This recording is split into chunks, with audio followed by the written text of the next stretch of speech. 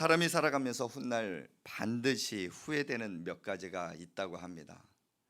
그래서 우리 천국문 앞에 가면은 사람이 이런저런 이야기를 많이 할 수도 있을 텐데 그 중에서 제일 많이 하는 한 단어가 있대요. 껄이래요, 껄. 내가 공부할 걸, 내가 사랑할 걸, 그때 조금만 더 부지런할 걸, 운동할 걸, 뭐 이런저런 껄껄껄 소리가 천국문 앞에서 나타난다고 합니다. 그런데 오늘 저는 여러분에게 후회되는 몇 가지를 우리 주보에도 이렇게 기록했지만은 한 4가지 정도로 이렇게 한번 먼저 이야기를 드리도록 하겠습니다. 봄에 씨를 뿌리지 않으면 가을에 후회한다고 합니다. 왜냐하면 거둬들일 열매가 없기 때문에. 두 번째는 젊었을 때 열심히 공부하지 않으면 어른이 되어서 후회한다고 합니다. 어른들이 그때 내가 조금만 더 공부할 걸, 그 후회가 가장 크대요. 두 번째 후회는 내가 그때 좀 음식을 가려서 먹고 운동할 걸, 자기의 모습을 보면서 그렇게 후회한다고 합니다. 세 번째는 풍족할 때 절약하지 않으면 가난해진 다음에 후회하게 된다. 요즘 젊은이들 이렇게 보고 또 MZ 세대라고 하잖아요. 그 사람들의 특징은 전략하는 것뿐만 아니라 모으는 것을 잘 못한대요. 지금 당장 누리자. 이 사상이 우리 젊은 사람들한테 너무 많대요. 근데 좀 걱정되는 게 나중에 진짜 그 아이들이, 그 젊은이들이 커서 부모가 되어 자녀들한테 무엇을 남겨줄까? 그리고 그때 조금 더 내가 전략할 걸, 그런 후회 있지 않을까? 그런 좀 걱정은 됩니다. 마지막으로는 부모님께 효도하지 않으면 돌아가신 후에 때늦은 후회를 한다. 이것은 모두가 다 공감하지 않을까 생각이 듭니다. 여러분 있을 때 잘하십시오. 부모님 살아계신다면 더욱 효도하시고, 돌아가신 부모님 생각한다면 나는 부모가 없는데 하나님 계시지 않습니까? 하나님께 더 효도하고 하나님을 더 공경하고 하나님을 경외하는 우리의 삶이 될 수 있길 바랍니다. 오늘은 5월 둘째 주 어버이 주일입니다. 지금을 내가 있다라는 것은 나의 부모가 계시다라는 증거이죠. 큰 은혜 잊지 말고 효도하라는 하나님의 명령임을 여러분 기억하시고 오늘 말씀을 함께 나누고자 합니다. 부모에게 공경하라, 부모에게 효도하라. 이거는 뭐 국어책에 도덕책에 나오는 문구일 수도 있지만 가장 먼저 쓰여진 게 성경책입니다. 성경에는 내 부모를 공경하라, 다른 말로 하면 하나님의 명령입니다. 출애굽기 20장에도 하나님께서는 모세에게 10계명을 주면서 하나님을 사랑하고 이웃을 사랑하라, 그리고 하나님과의 관계에 있어서 우상 숭배하지 말라, 이렇게 말씀하시면서 사랑과의 관계에 있어서는 첫 번째 계명이 내 부모를 공경하라 우리에게 말씀하셨어요. 그래서 부모에게 공경하는 것은 선택이 아니라 의무이면서도 하나님의 명령임을 여러분 기억할 수 있길 바랍니다. 오늘 말씀 에베소서 6장 말씀입니다.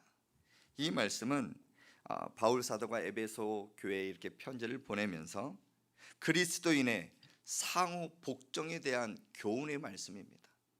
그러니까 한 사람만 복종하는 것이 아니라 서로 관계를 맺으면서 복종하라는 그런 말씀인데, 피차 복종하래요. 서로에게 복종할 것을 말씀하시면서 첫 번째, 부부간에 그런 복종이 있어야 된다. 부부간에 사랑이 있어야 되고 서로 간에 복종이 있어야 된다. 두 번째로 이어지는 그 말씀이 자녀가 부모에게 복종하라는 그 말씀입니다. 하나님께서 친히 세우신 부모에 대한 계명은 시간이 흘러도 영원히 변하지가 않습니다. 왜냐하면 하나님의 말씀이 변함이 없기 때문에 그래요. 한 구절만 뺐으면 좋겠는데 뺄 수도 없어요. 영원토록 변함없는 그 말씀이 하나님의 말씀입니다. 부모를 공경하라, 부모에 대한 효도 계명은 하나님이 세우신 명령임을 여러분 기억하시고, 이 명령을 통해 그리고 순종함을 통해 하나님이 주어지시는 그 모든 복을 마음껏 누릴 수 있기를 주님의 이름으로 축복합니다. 오늘 말씀 제목이 뭘까요? 잘되고 장수하는 그 길. 우리 삶에, 우리 살아가는 그 인생길에도 누구나 잘 되고 싶은 마음이 있어요. 그리고 장수하고 싶은 마음이 우리 모두에게 있다는 것이에요. 잘 되기 싫어하는 사람, 나는 빨리 죽었으면 좋겠다 하는 사람 전혀 없어요. 근데 성경에도 그렇게 나와 있습니다. 오늘 읽은 본문 에베소서 6장 3절 말씀을 다시 한번 읽도록 하겠습니다. 6장 3절 말씀 시작. 이로써 내가 잘되고 땅에서 장수하리라. 아멘. 따라해 봅시다. 이로써 내가 잘되고 땅에서 장수하리라. 아멘. 여기서 잘 된다는 거, 여기서 장수한다라는 그 말씀은 하나님의 약속의 말씀입니다. 그냥 누구는 잘 될 것이고 누구는 장수할 것이고 선택이 아니라 하나님을 잘 믿고 그리고 그 말씀대로 순종하는 자에게는 반드시 확실하게 하나님께서 잘 될 것이고 그리고 장수하는 그 복을 하나님께서 주시겠다, 그 약속의 말씀이라는 것입니다. 그렇다면 우리가 이 땅에 살아가면서 어떻게 하면 잘 되고 장수할 수 있을까? 우리 한번 첫째는 우리 1절 말씀입니다. 에베소서 6장 1절 말씀 함께 읽습니다. 시작. 자녀들아 주 안에서 너희 부모에게 순종하라. 이것이 옳으니라. 아멘. 부모에게 순종할 때 우리는 잘 되고 장수하는 복을 얻을 수가 있습니다. 여기서 순종하다 하는 그 말의 의미는 아래서 듣는다라는 거예요. 위에서 이렇게 듣는 게 아니라 내가 무릎을 꿇고 부모가 말씀하는 그 사항들, 하나님이 말씀하는 그 말씀, 그 사항들을 아래서 귀담아 듣는다라는 의미예요. 교만하지 않고 겸손한 마음으로 듣는다는 의미죠. 진지하게 듣는 행위를 또 의미합니다. 그런데 그 앞에 붙는 수식어 하나가 있죠. 주 안에서 너희 부모에게 순종하라. 주 안에서, 주님 안에서 순종하라 하는 것을 오늘 바울 사도는 에베소에게 그리고 하나님은 우리에게 말씀해 주고 있습니다. 왜 순종할 때 주 안에서 순종해야 될까요? 이거는 그저 내 의지가 아니라 내 힘으로 그저 순종하는 것이 아니라 그저 사람이 사람에게 순종하고 복종하는 그 의미보다 내 마음 가운데 하나님을 경외하고 하나님이 내 마음 가운데 임했으면 좋겠다, 하나님의 마음으로 부모에게 사람에게 순종하라는 것을 하나님은 말씀해 주고 있는 거예요. 이거는 더 나아가 내가 부모에게 순종하는 것은 하나님께 순종하며 하나님을 경외하는 마음이 그에게 있다라는 증거입니다. 부모에게 대한 순종은 하나님께서 계명을 주셨습니다. 사람의 말이 아니라 하나님의 말씀, 하나님의 계명이기 때문에 그 명령을 우리는 지켜야 됩니다. 더더욱 여러분, 부모에게 순종하는 거 우리가 너무나 잘 알아요. 옛날에 여러분 중학교, 고등학교 이렇게 수업 시간에 도덕이라는 시간이 있었습니다. 친구들이 흔히 이렇게 이야기합니다. 도덕은 공부 안 해도 된다. 왜냐하면 그 지면에 좋은 것만 찍으면 다 100점 맞을 수 있다. 제가 우리 아들한테, 시험 보는 아들한테 그렇게 이야기를 했거든요. 근데 도덕 문제가 왜 이렇게 어려워요? 뭐 옛날에 도덕하고는 전혀 틀리더라고요. 근데 그 도덕이 윤리라는 책으로 이렇게 바뀌고 철학도 거기에 들어가 있고, 근데 그때는 도덕 점수 100점 안 맞으면 죄를 짓는 것 같았어요. 우리 때만 해도, 제가 공부할 때만 해도 신호등은 언제 건너야 되는가 그런 문제가 나왔거든요. 1번 빨간불일 때, 2번 주황색불일 때, 그런 게 도덕 시험에 나왔어요. 그리고 내 부모에게 공경하라, 순종하라, 공격하라. 여기에서 틀린 거는 공격하라. 뭐 그런 의미로 도덕시험이 나왔는데 지금은 전혀 틀리더라고요. 그럼에도 불구하고 우리가 하나님 말씀에 또 부모에게 순종하라 이 말씀을 기억하면서 하나님을 경외하는 마음으로 내 부모에게 순종할 수 있는 은혜가 있길 주님 이름으로 축복합니다. 목사가 설교를 이렇게 준비하고 매주 이렇게 강단에 서는데 가장 힘든 설교들이 있어요. 그게 바로 절기 설교입니다. 1년에 한 번 어린이 주일, 어버이 주일, 뭐 부활절, 그리고 뭐 맥주감사절, 추수감사절, 성탄절, 이 절기 때는 본문을 쉽게 벗어날 수가 없습니다. 한정이 돼 있거든요. 근데 작년에 했던 말 또 할 수도 있고 그 본문이 이렇게 정해져 있는데, 자, 이 말씀을 준비하면서 우리 교회에 성도님들 이렇게 보니까 우리 세대 통합 예배를 드리지 않습니까? 우리 아직 결혼하지 아니한 우리 청년부터 주일학교 아이들은 자녀로만 있어요. 그래서 내 부모에게 순종하라 하면 이 아이들은 쉽게 받아들입니다. 그런데 부모도 있어요. 자녀도 있어요. 중간에 있는 우리 젊은 우리 또 부모님들, 나 살아계신 우리 부모님께 순종해야지. 이 말은 너무나 극히 잘 알고 깨닫지만 쉽게 되지가 않아요. 그리고 또 오늘 이렇게 또 선물 드린 그분들, 선물 받으신 분들은 이제는 내가 육신의 부모는 없는데 하면서 오늘 말씀과 나는 상관이 없다 이렇게 여겨질 수 있지만, 살아계신 그 부모님께 순종하라 하는 그 말씀을 이제는 내가 하나님께 더 순종하고 하나님 앞에 더 경외해야 되겠구나 하는 그 말씀으로 여겨지면 큰 은혜가 될 줄 믿습니다. 두 번째, 우리가 잘 되고 그리고 장수할 수 있는 그 길은 무엇일까? 우리 2절 말씀입니다. 2절 말씀 같이 읽습니다. 시작. 내 아버지와 어머니를 공경하라. 이것은 약속이 있는 첫 계명이니. 아멘. 어느 날 이 말씀 뭐 이렇게 하면서 우리 둘째 아이에게, 야, 부모를 공경하라고 그랬어. 부모에게 공격하라고? 뭐 하면서 막 저에게 막 까분 적이 있어요. 아니, 공격이 아니라 공경이야. 이 공경이라는 의미가 무엇일까요? 공경. 뭐 한문적인 그런 의미가 있지만은 원어적인 의미는 가치를 두다라는 거예요.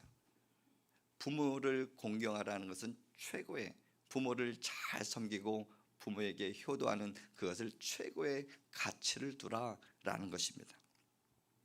겉으로 드러난 행위가 아니라 그저 마음을 담아서 부모를 사랑하고 부모에게 순종하는 그 마음을 여겨지는 그 마음, 그게 공경입니다.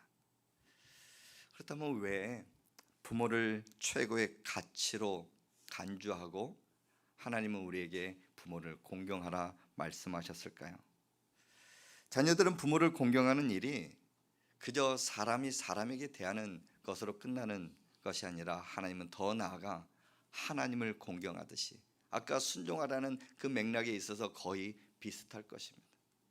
그런데 최고의 가치, 이 땅에서 하나님은 보이지 않지만 부모를 공경하는 그 마음이 하나님을 사랑하고 하나님께 대하는 그 마음과 똑같다라는 것을 우리에게 말씀해 주시면서 부모를 천대하지 말고 부모에게 더 가까이 나아가 사랑하고 효도하라는 그 의미를 우리에게 말씀해 주고 있는 것입니다. 여러분, 부모의 그 말씀에 순종하고 또 공경함을 통해서 하나님이 주시는 잘되고 장수하는 복을 여러분 누리며 살아갈 수 있길 주님의 이름으로 축복합니다. 한 가지 더 저는 여러분에게 어떻게 하면 잘되고 장수할 수 있을까 고민하면서 우리 좀 이따 읽지만 우리 잠언서 23장 25절 말씀 우리 한번 같이 읽어볼까요? 잠언 23장 25절 시작. 내 부모를 즐겁게 하며 너를 낳은 어미를 기쁘게 하라. 아멘. 잘되고 장수하는 그 길의 세 번째는 내 부모를 기쁘게 하는 것입니다. 부모님을 어떻게 하면 기쁘게 할 수 있을까? 분명히 5월 8일 어버이날은 지났습니다. 아마 지난주 주말을 또 통해서 살아계신 부모님을 이렇게 찾아뵙고 식사도 나누고 함께 이야기도 나누면서 용돈도 아마 드리고 오셨으리라 저는 믿습니다. 그때 너무 기쁘죠. 용돈 싫어하는 부모님 계시던가요? 딱 받자마자 봉투부터 얼마야 이렇게 열어보시잖아요. 요즘에는 봉투를 준비 못했어요. 계좌로 이체해 드릴게요. 부모님 앞에서 계좌 이체하는 그 젊은이들도 있다 그래요.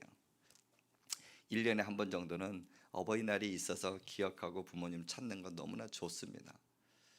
그런데 우리가 부모님을 어떻게 하면 기쁘게 할 수 있을까? 1년에 한 번만 기쁘게 해드리는 게 아니라 매일매일 한 주 한 주 기쁘게 해드리는 것은 무엇일까? 저는 부모님을 기억하면서 하루에 한 번씩도 좋지만 일주일에 한 번 잊지 않고 연락을 드리는 거 아닌가 생각이 들어요. 우리 연세 드신 분들 이야기 들어보면은 집에 혼자 계시면서 쓸쓸하고 외로운 그런 감정들이 많이 있다라고 그래요. 예전에는 일을 하면서 누구를 만나고 그리고 누구와 이렇게 대화하다가도 이제는 조금씩 식어지고 그리고 만날 사람도 없어지고 막 이렇게 이제 내 곁에서 한 사람 한 사람 내 친구가 그리고 내 주변에 있는 한 사람들이 천국을 이렇게 가면서 쓸쓸하고 외로워지는 상황이라고 합니다. 그럴 때 우리가 부모님을 기쁘시게 할 수 있는 것은 그에게 연락을 드리고 우리 자녀에게 전화가 왔나 봅니다. 그러면서 대화를 하면서 끝까지 부모님의 말씀을 들어주는 것이에요. 80세 넘은 아버지가 45세 된 그 아들과 함께 거실에 마주 앉아 있었습니다. 근데 까마귀 한 마리가 후두둑 이렇게 날라와 이렇게 이제 그 거닐고 있는 그 모습을 보면서 그 아버지가 아들에게 묻습니다. 아들아, 저 새 이름이 뭐니? 아버지, 까마귀예요, 까마귀. 조금 더 지나서 또 묻습니다. 아들아, 저 새 이름이 뭐라고? 아버지, 까마귀예요. 세 번째 또 묻습니다. 아들아, 저 새 이름이 뭐라고? 아버지, 까마귀라고요. 한 번 더 묻습니다. 저 새 이름이 뭐라고? 아버지, 까마귀라고요. 막 화를 내면서 점점 목소리를 높였다고 합니다. 무슨 말씀 드리려고 하는지 아시죠? 그러면서 그 아버지가 조용히 방에 들어가 한 일기장을 가지고 옵니다. 거기에는 아들의 8살적 이야기가 적혀 있었습니다. 오늘은 까마귀 한 마리가 창가에 날아와 앉았다. 어린 아들은 나에게 묻는다. 아빠, 저게 뭐야? 나는 까마귀라고 대답해 주었다. 그런데 아들은 연거푸 23번을 똑같이 물었다. 나는 아들을 안아주며 끝까지 다정하게 대답해 주었다. 저 새는 까마귀라고.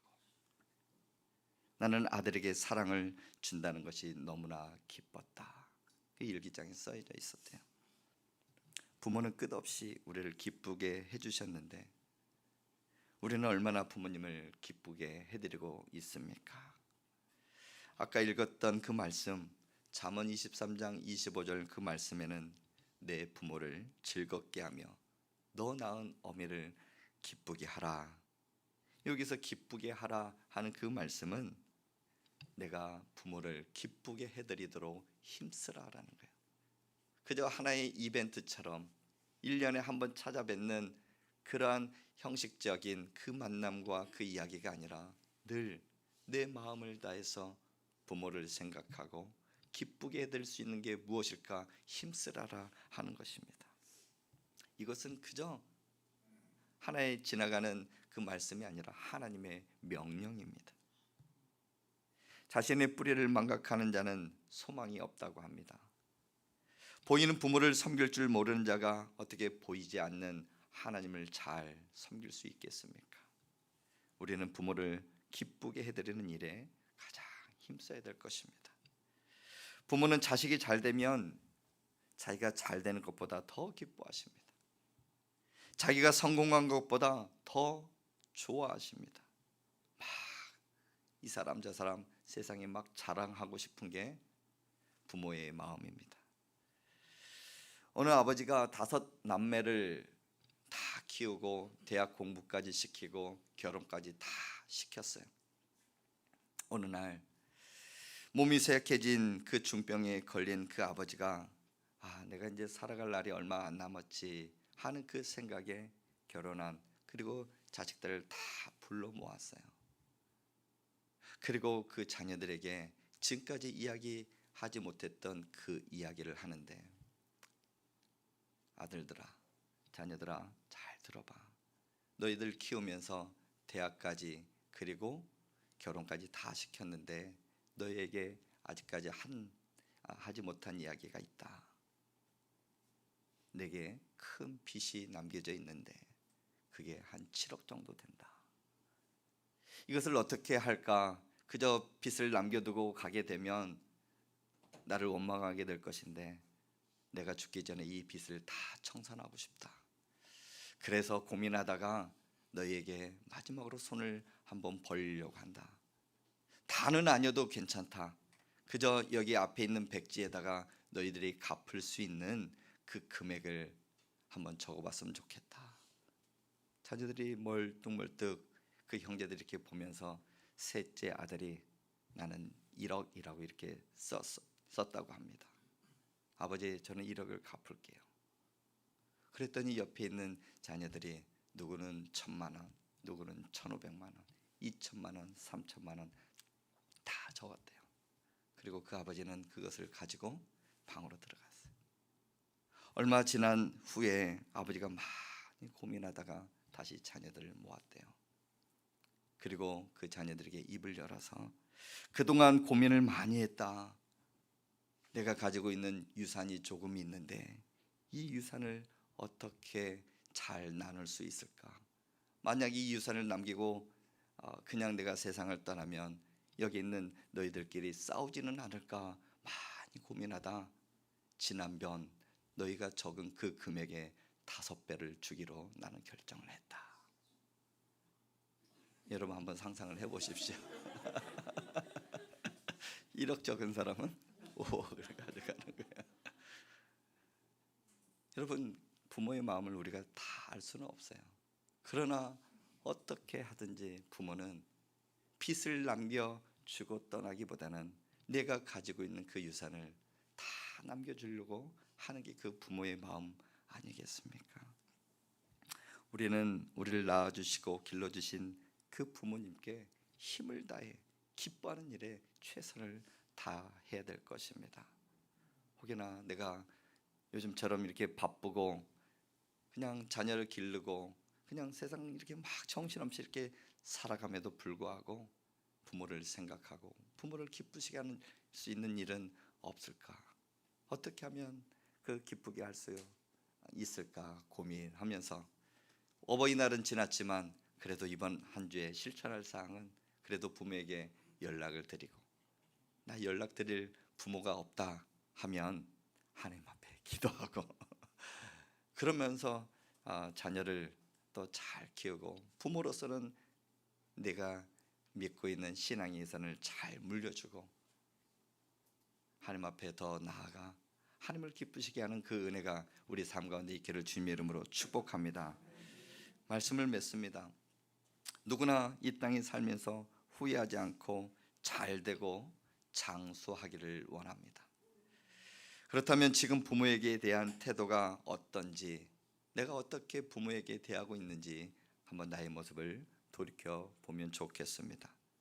주 안에서 내 부모에게 순종하고 내 부모를 더욱 공경하며 부모를 더 기쁘시게 하는 일에 힘쓰고 나아가는 저와 여러분의 삶이 될 수 있길 주님 이름으로 축복합니다. 그로 인해 하나님이 주시는 그 복, 내 평생 잘 되고 장수하는 복이 저와 여러분의 삶 가운데 있기를 주님 이름으로 축복합니다.